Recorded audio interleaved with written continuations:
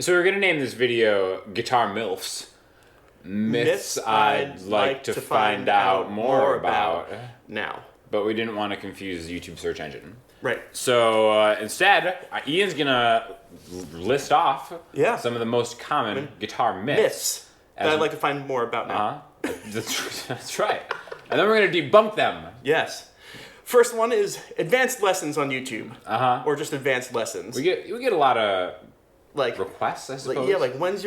Can you do an advanced lesson? And hate to say this, but I think the way it goes is like novice to intermediate, and then like upper level intermediate to all of a sudden self-discovery. Yeah. And you start getting more advanced. You're on your own. You're flying. Yeah, you shouldn't be holding hands with the pilot at 30,000 feet. Not to say there's not a lot of great advanced stuff out there. Yeah, right. I think those are more conceptually things, like here, I'll teach you how to play a hard song or something like that. Or like here's a lesson on how to see an interval or something differently, but it assumes like you know what you're doing, and it's like open your eyes just to a different path. But advanced lessons on YouTube pretty much are a myth, at least ones that you can really understand or have some sort of like real like grasp to them. I personally think that like once you graduate from being an intermediate player, like my idea of what an advanced player is someone who just knows what they're doing. Yeah. And then they're just out doing it. And self-discovery mode. Yeah. I mean my intention, I think your intention on YouTube is to get people to a point where they go,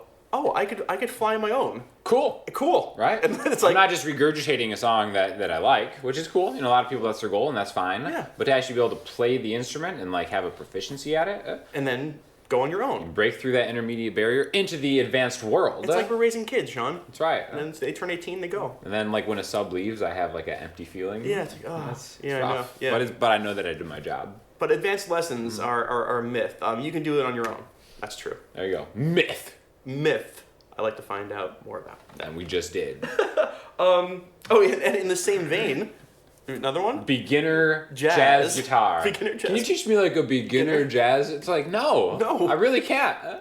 Like you want to skip everything and get to like just jazz? I think we were talking about that. It's like you know what? Hey, little Jimmy, how old are you? 13. What do you want to do? I want to be a Formula One race car driver. Oh, let's get you into a beginner Formula One race car driver class. There you go. Buckle up. Bye. You're on your way. No, you got to get your learner's permit. Sure. Knowing your chords. There you go. You got to start driving with your mom, like staring you down. That's like playing your first song, right?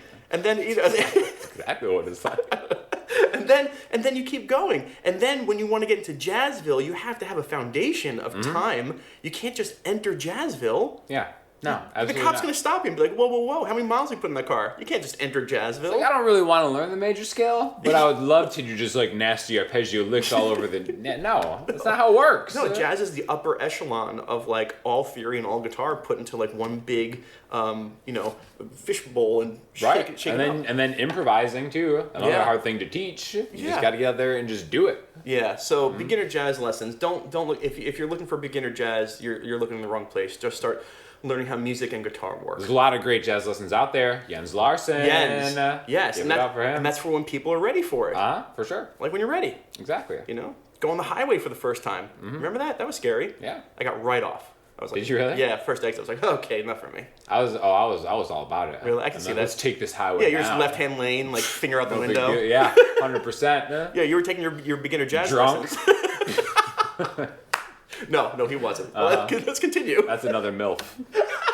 Yes, we'll hear that story. You don't have to learn your notes. Yeah, come on. You have to learn your notes. I mean, some people will ask me, do I have to learn the notes? And I'm like, I'm lying. You learn your notes. It's not that hard. Yeah, it's not. I say the same thing, actually, which is like, okay, we're going to focus on this. And they say, well, I'm learning how to do, I think what it is like everyone studies like E, F sharp, G. It's like, that's the wrong way to do it. I think like, just playing your chords, knowing where your root notes are, you'll start to get very familiar and comfortable with where the notes are. But studying the notes, like how they go down the strings, that's going to kill you. The thing that I teach is if you're going to memorize something, memorize the first 7 frets on the lowest 2 strings. Yes. Because that's where you're going to root those chords. Exactly. And then, this is a G sharp. Then you learn everything as reference points from there. This is a G sharp. This is a G sharp. Yeah. And you keep going off reference points. You need to know your notes, but it's not like what? And then just quizzing yourself. Yeah. It's not like, okay, that's an A flat, that's a B. That's gonna. Or you have like a poster on your wall that just has them all like listed. We've all had that. It's oh my god, what an intimidating thing, by the way, to look at that thing. Remember we had that in our studio, our first studio. We had that big thing. I do remember and you look that. at that and you go like, but you know, to debunk the myth, you do need to learn your notes, but you learn them. They are necessary because you're rooting your chords, but you don't want to learn your notes like as if 6 scales like right, up you're just strings. gonna drill them into your mind. You just be thoughtful about the chords you're playing. It starts with root notes. Then it becomes the fifth. Okay, now I know the root. Now I know the fifth is in there. Now I know the third is a major minor. Yeah. Then if you're a true G, then you learn the seventh. Oh geez, yeah, that's where you are. Yeah. That's no beginner jazz lesson. No, it's seventh chords. Actually, it kind of that's advanced. That's advanced guitar. That's about right there. In fact, all right. So the next myth is the one that we debunked, and the first one is actually true. Yeah. So we unmythed it. You unmyth it, but it's a myth still. Or did we unmilf it? That doesn't sound right.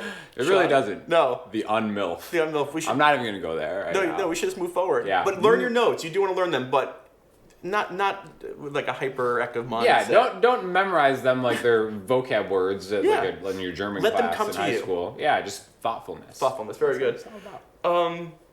That you don't need to know theory to play guitar. Oh, that's so stupid. You need to know theory. Well, okay, hold on now. You don't need to know to play guitar. Right, no. Sure. But to know guitar. To know what you're doing. Like, To be a musician. Yeah.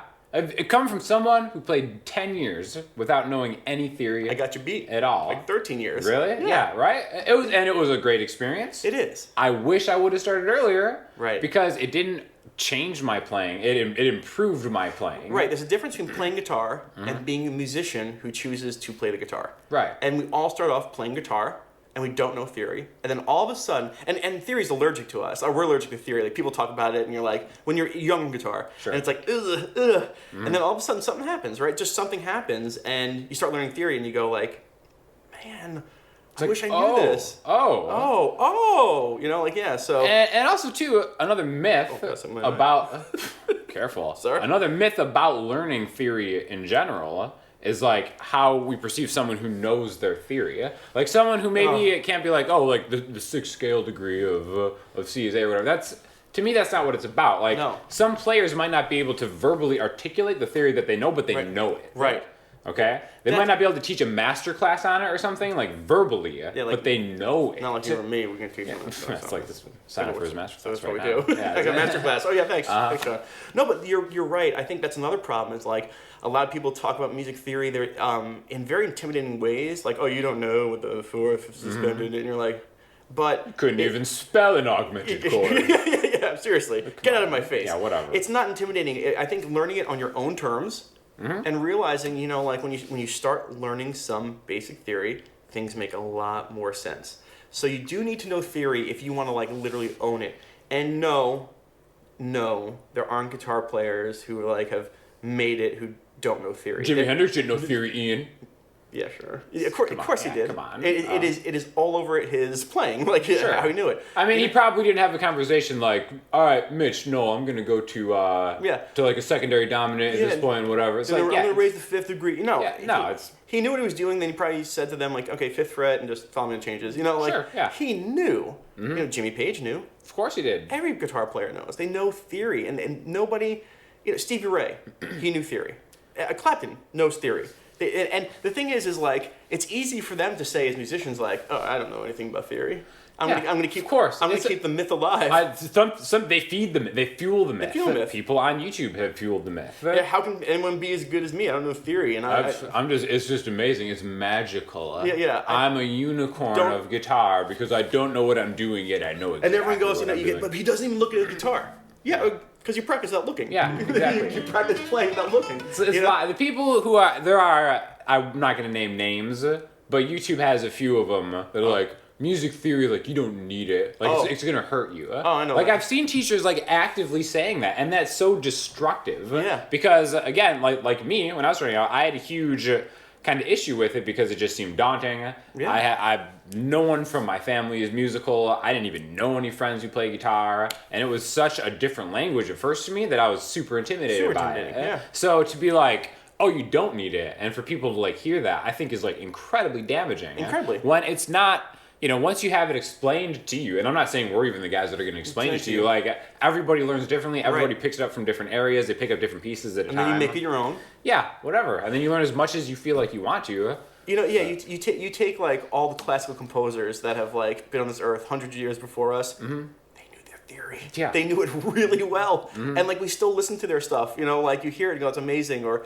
cartoons played it for years. Sure. And so like that's how you make stuff interesting. Yeah. It gives you ideas. So eventually you're going to need to know theory if you really want to like gain ground on your instrument, and when you're sick of just playing by number or playing by note and not really know what you're doing. Because I think there's nothing worse. You and I have experienced. We've been called like great guitar players in our past. You and I, like at a gig or something, like Oh, sure. But then you go like, I really don't know what I'm doing. Oh, 100%. Yeah, I feel like you're so good. I'm like, no, I'm not. Like, wow. Then you start learning theory, and they say, oh, you're really good. And you go like, I think I might be really good. Like. I mean, I have a cursory understanding of what I'm doing, so thank you. Thank you. Like, Exactly. Cool. Yeah. It makes it clearer. So.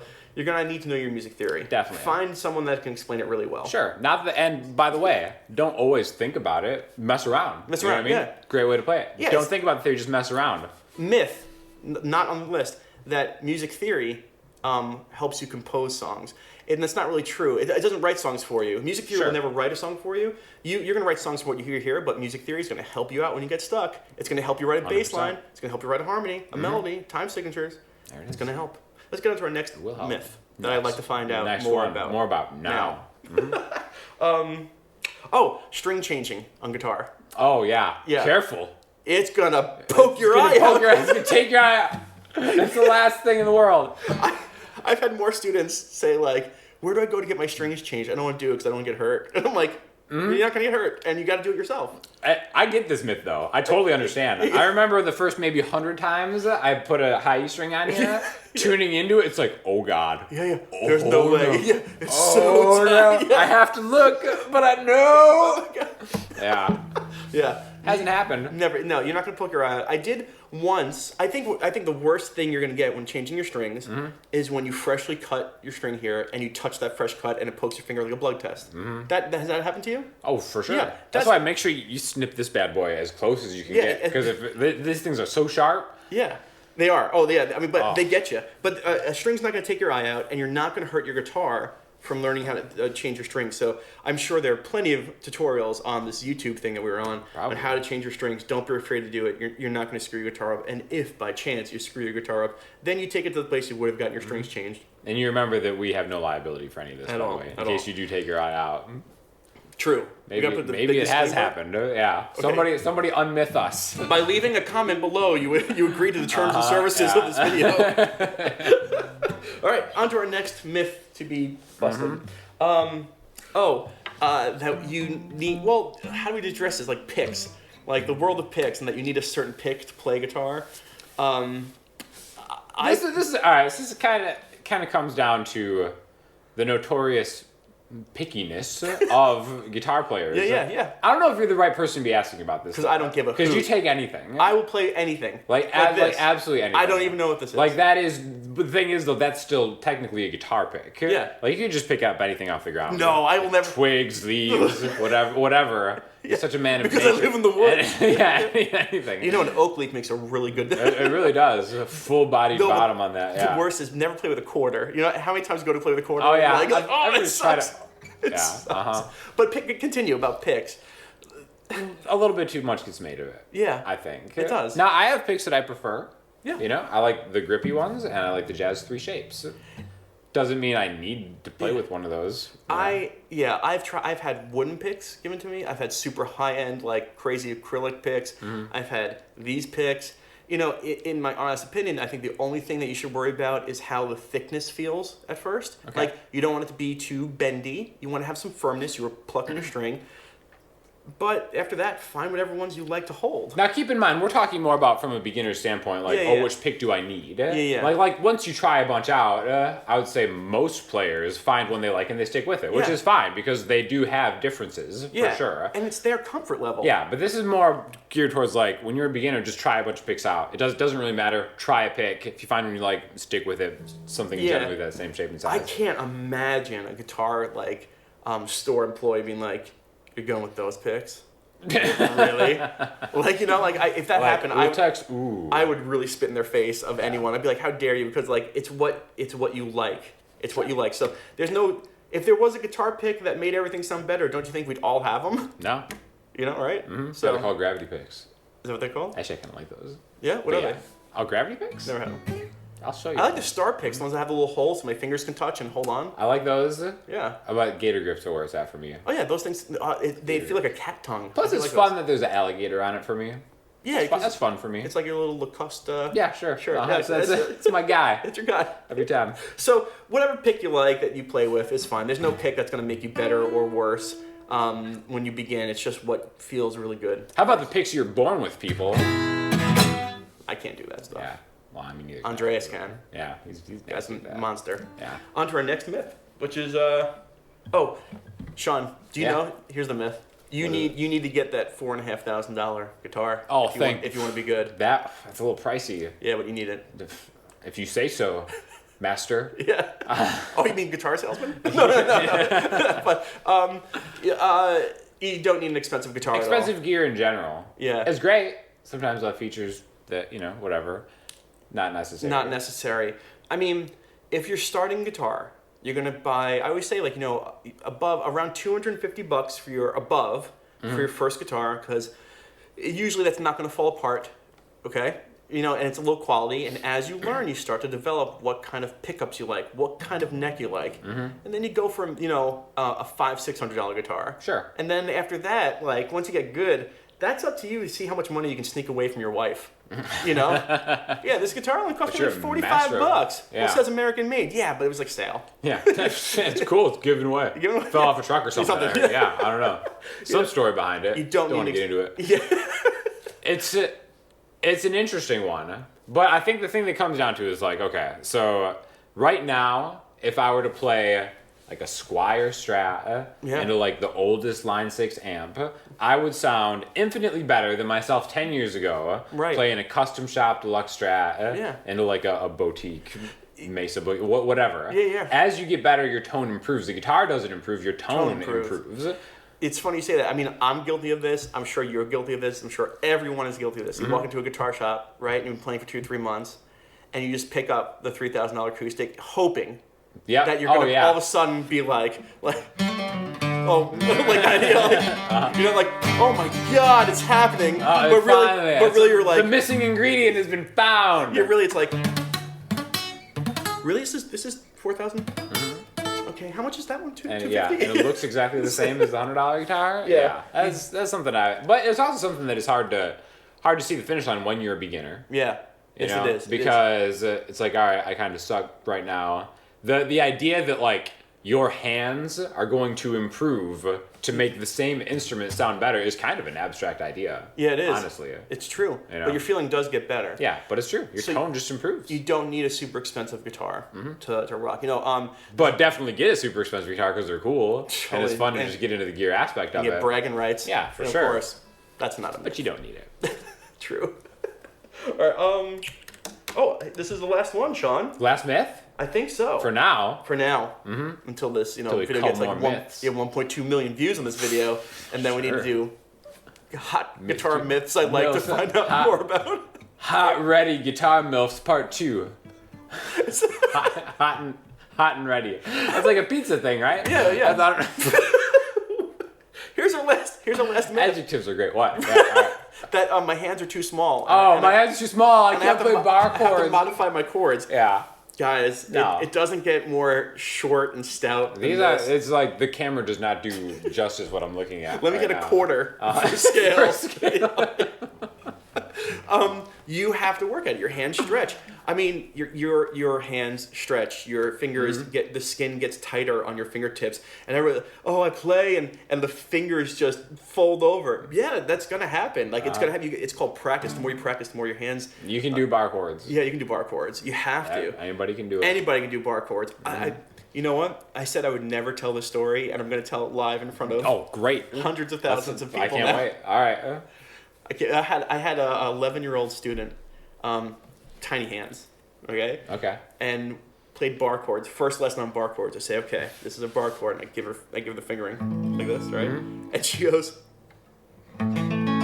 like that. Yeah? Yeah, and I was like, okay, here's the deal. I'm like, I can't tell any of my students about you because they'll kill you. And she's like, what? And she's sitting First there, time. and we played Jack Johnson's Banana Pancakes. Oh my gosh. Like, I've had students like that too before. It's like, what is happening right now? 11-year-old tiny hand. This girl was like, she didn't even understand. It was like being like Neo in the Matrix. She didn't, or Harry Potter. She didn't understand like how she's like the one. You know, I was like, and she played any bar chord I get on the first lesson. Wow. So you can do it. You can do it. You don't have to. I mean, Some people are better than others, is what we're trying to say. my pet peeve is this A chord here. This is my Yeah. pet peeve, and people say I can't fit my fingers in here, so I do this because it's easier. Don't do that. Do it this way or this way. You know, sometimes you do this. I know, Sean, you like to grab like the F sharp if you want to do it, but having 3 fingers because you can get your suspendeds and your sevenths. Sure. So anyway, but your hands are not too small. No. Just You might have small hands. yeah. That could be true. That could be truth. But you can play guitar. Yeah, it can happen. So those are our Unless you have some kind of genetic disorder or something. You know? like super tiny hands. Yeah, maybe that's probably a thing, right? Yeah. There's a lot of disorders out there. But then, And I feel sorry for you if well, you there's do. an exception to every myth. Sure, Yeah. exactly. Is that true? That's a myth. More. So if you have any myths that you'd like us to address, leave them in the comments. And Yeah. also, if you've never checked this guy's channel out. Oh yeah. that's What's it also called? What's it gonna called? be- Stitch. Oh yeah, Stitch method. What's it called? I'm just kidding. Just method I'd like To find out more about. now. Yeah, Smilf. Smilf. Smilf. Smilf. Yeah, go over to the Smilf channel. Yeah, Stitch method. That's I'd like great. to find out more about That's now. fantastic. I'll see you there, and thanks for tuning in.